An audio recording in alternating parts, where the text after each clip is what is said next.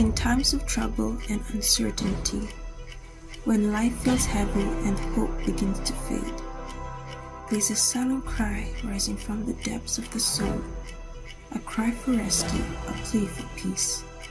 When everything else fails and the world grows dark, there remains a call for refuge. Spiritual S.O.S.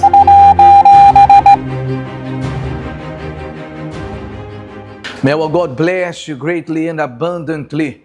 Welcome to the spiritual S.O.S. Perhaps your soul is doing this noise. Play the S.O.S. sound, please. S.O.S. is a sign, well, not a sign, but it's a sign, a signal people send when they are in distress, either in the air or the sea. S.O.S. is a cry for help, is a cry for rescue. And there are many people nowadays whose souls is saying the same thing. Please help me. Please help me. Help me come out of the situation I am in. A SOS of the soul. September, we kind of have this fight against suicide. We have this September Yellow movement, bringing awareness about suicide and helping people to cope with mental health issues and similar things, to help them cope with the stresses of the days that we live. And we're going to be talking to a person today who suffered through the stresses of the days she was living and thought death was actually a way out, but found in the universal church that life should no longer be black and white. Life could have color. Life could have a motivation to live, not only to survive, but to be made well. Today I'm going to speak to Mrs. Shirley Latta, whose testimony we're going to be watching here, and she will live comment on what happened from her current perspective as well. Good morning, Miss Shirley. Good morning, Pastor. So we're going to be watching today your testimony here, your story. At the beginning, quite sad. Yes, Pastor. In the beginning, when I came to Universal Church, I was going through depression. I was sad and I had a suicidal thoughts. And that was constantly in your mind or just from time to time? It was constantly in my mind, Pastor. No matter how much my family tried to help me, but this thing would just play in my mind. It won't go out of my mind.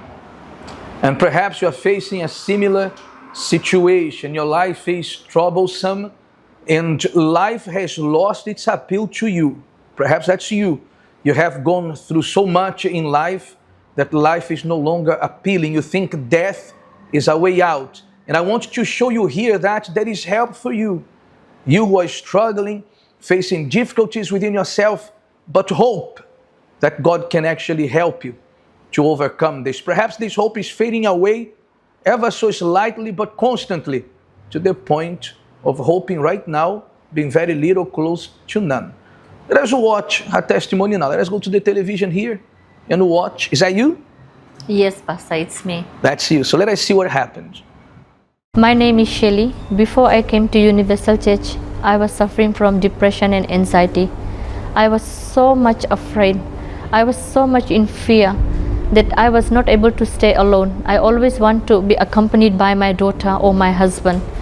I would feel like I'm so much in fear. Even if I have to go to the shower, I would be call my children to come and stay at the door, because I would feel like if I'm going to have a shower, the water, even I was not able to go underneath the shower. Stop there for a second. Her daughter is here with us today, Shruti. I speak to her. Good day, Shruti. Good day, Pastor, and good day to everyone watching. So, your mother was saying that to go to the toilet, to go to have a shower, she needed someone to be with her. She needed to be accompanied. Do you remember any of that? Yes, Pastor, I don't have a clear memory, but I have a vague memory. I was around 6 or 7 years old, and whenever she used to go have a shower, she would randomly in the middle of the shower, she would call for me. So I would assume that she needed something, right? She forgot something, but then she would tell me to stand at the door just to be in her line of sight so that she could have me there, because I don't know, she just felt scared, or I was confused. I didn't understand, but she wanted me to be physically present while she was. And how old were you back then, roughly? I was around 6 or 7 years old, Pastor. 6 or 7 years old. And that happened, Mrs. Shirley, that happened constantly, or from time to time you would have these overtaking, overwhelming feeling that you needed somebody there? Was it constant or occasionally? So, Pastor, most of the time they go to school and I used to stay all by myself. But like I was not able to do things all by myself. Even in the kitchen or in the bedroom or bathroom, when they are home, I want someone to accompany me. Sometimes, Pastor, even like going shopping with my husband to the malls or supermarkets, like I would feel like this anxiety was inside of me, that I'm feeling so much hot, feeling the heat, but my body was not hot. It was like a winter season. It's very cold. The aircon would be on, but like from inside, like it was in my mind that I'm feeling hot. And even middle of driving, I used to tell my husband, stop the car, otherwise I will jump from the car. Wow, the situation was terrible. We're going to continue watching her testimony, and then we're going to go to how she actually overcame that situation. But a young child was there growing up in that circumstances, but God put his hand, and the hand of God was enough to take that black and white life and bring beautiful colors. Let us continue the testimony. Not able to go underneath the shower because I would feel when I close my eyes, I might die. Or once I will go underneath the shower, the fire will come, the fire will fall from the shower. I was so much afraid. Even like the voices would come in my head, the voices such as like, you will die today. And as soon as, even that time I was walking, when I go to work, the voice will keep on talking to me that I will die. And I used to run to my supervisors that I want to contact my husband, I want to contact my children, I want to go home, I need to go home, because I was in such a moment. Even if I used to my husband used to drive a car and I used to sit inside the car, I would feel, all of a sudden I would feel it's very hot, and the aircon would be very high in the car, but yet I would complain that it's hot. And sometimes I would feel like to tell my husband, stop the car, or otherwise I'll jump out of the car. You need to stop the car underneath that big tree because I need air. And it was like my husband was so amazed. He was thinking, how come the aircon is on, everything is there, and my wife is feeling this? And he took me to the doctor.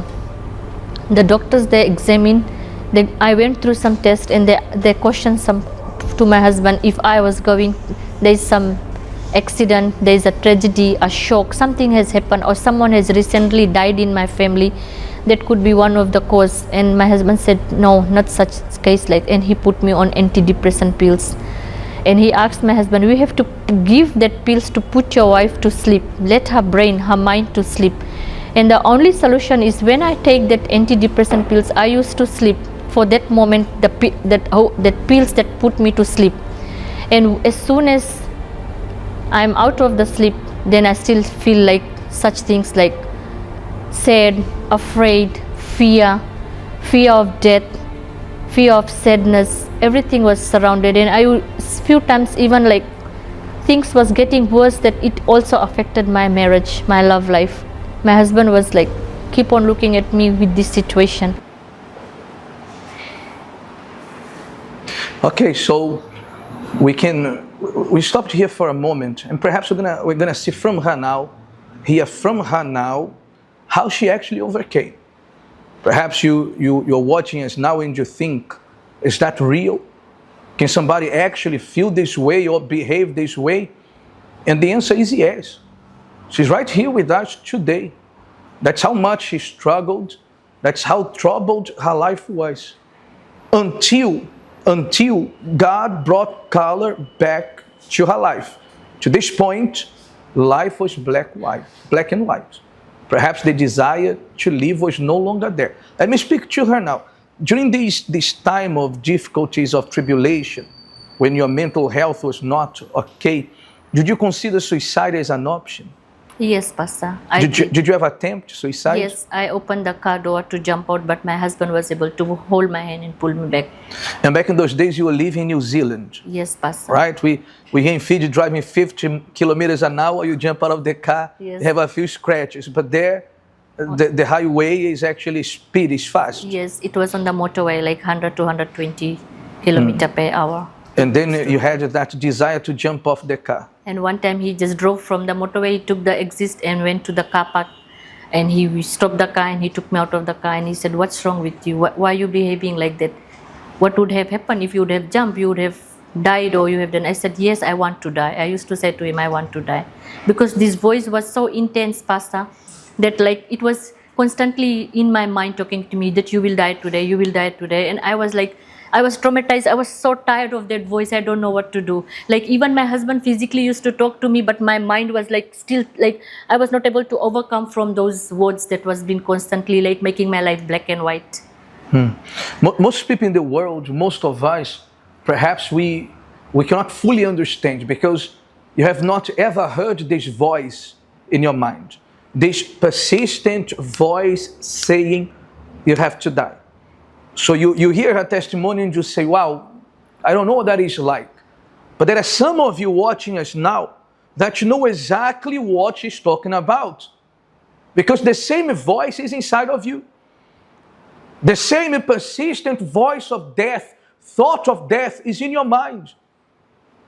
Perhaps like her, you have attempted suicide. Thanks be to God, you have not managed to take your life, your own life. You're still here, and I can call that a second chance. I can call that a second chance. A second chance for what? You may ask. For you to find what she found. Life was oblique, hopeless, black and white. And she found a way out from that situation. And let us talk to her what way out or how she found this way out. So, where did you go for help? We know you have been to doctors. You mentioned that. Doctors gave you tablets, we saw in the testimony, for you to sleep. When you woke up from your sleep, heavily medicated, after you woke up, you're feeling the same. Yes. Nothing changed.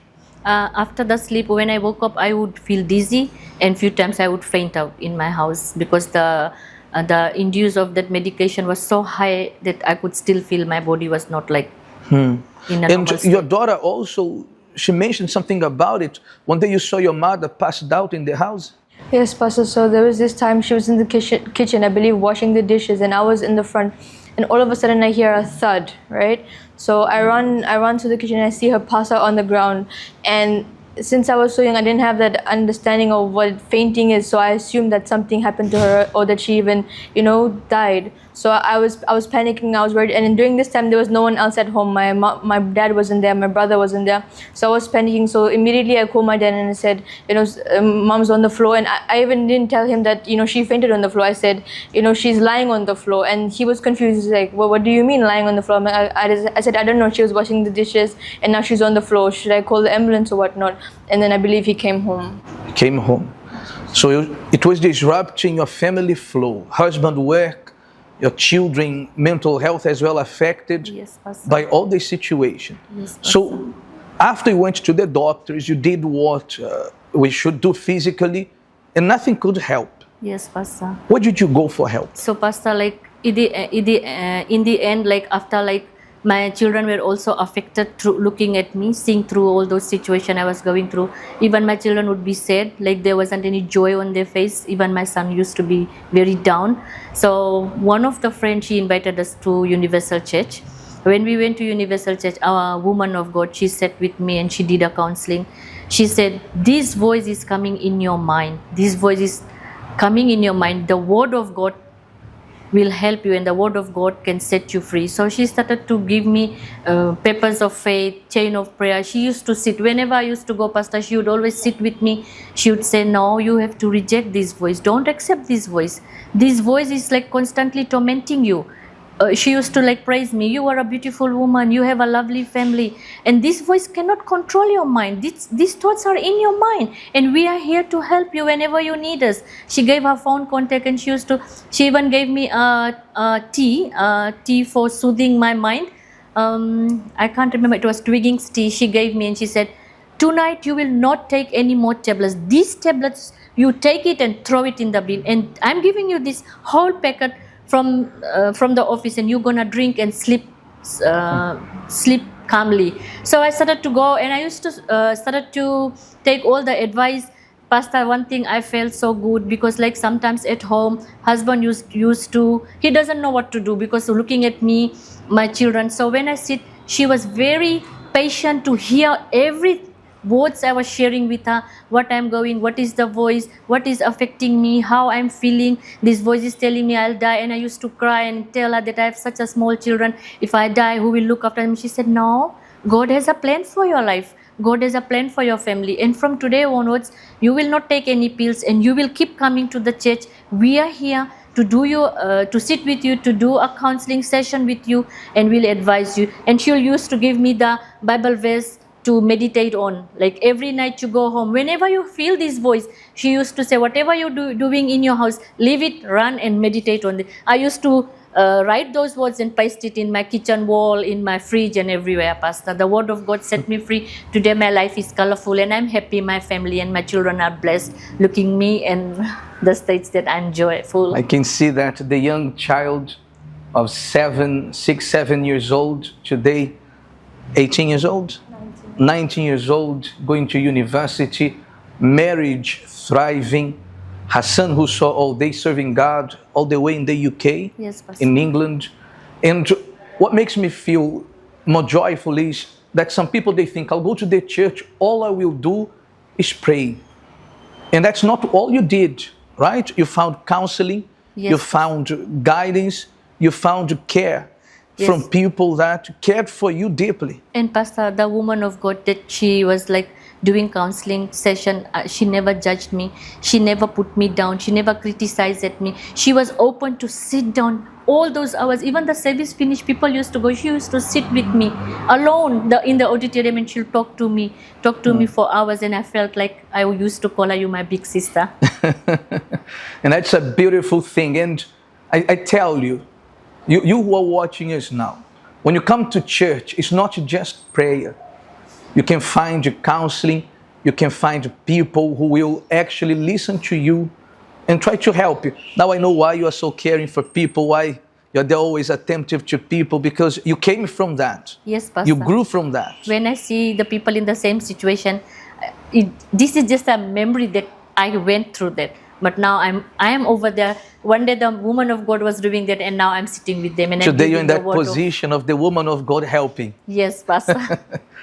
And that's a beautiful thing. So tomorrow in every universal church, we're going to have this special prayer, life in color. If life for you has been black and white, you lost color, desire to live, and you think nobody cares for you, nobody understands you, bear that in mind. We care, we understand, and above all, God cares and He understands, and He's willing to help you. You can find Assistant Shirley here in our headquarters in Suva at 9:30 in the morning, especially 550 Ratumara Road, above the former Westpac Bank in Ambua. And you can go to any universal church. There will be people that are willing to guide you, to advise you, to lead you to a better time, to a better place. Not only mature people like Assistant Shirley, but also we have young people like Shruti. We also have here Assistant Charisma. Good day, Charisma. Good day, Pastor. How old are you? 21, Pastor. 21 years old. Also here to help, we have Alit with us here today as well. Good day, Pastor. How old are you, Alit? 20, Pastor. 20 years old. People are here to help from all walks of life, age, willing to guide you through whatever you are facing. If you need you to talk, we're going to be here to talk with you, to hear you. Sometimes all you need you to do is to speak, is to vent out, and we are here to listen to you and help you according to what God guides us to do. All right, before we finish, let me read a Bible verse for you here today. Isaiah 40 from verse 28 says, "Have you not known? Have you not heard? the everlasting God, the Lord, the creator of the ends of the earth, neither faint nor is weary. His understanding is unsearchable. He gives power to the weak, and to those who have no might, he increases strength. Even the youths shall faint and be weary, and the young men shall utterly fall. But those who wait on the Lord shall renew their strength. They shall mount up with wings like eagles. They shall run and not be weary. They shall walk and not faint. No matter which age group you are, difficulties you face, there is a God who is willing to help you. In every Universal Church tomorrow, especially at 9:30 in the morning, come along for you to become a recipient of God's help, so your life can once again have color. All right? May God bless you, and I'm hoping to see you tomorrow. Whatever struggles you are facing, we can help you. Yes, we can help you through advices, through guidance, and above all, God can help you when we connect with Him. Have yourself a beautiful day, and I'll see you tomorrow. Bye-bye.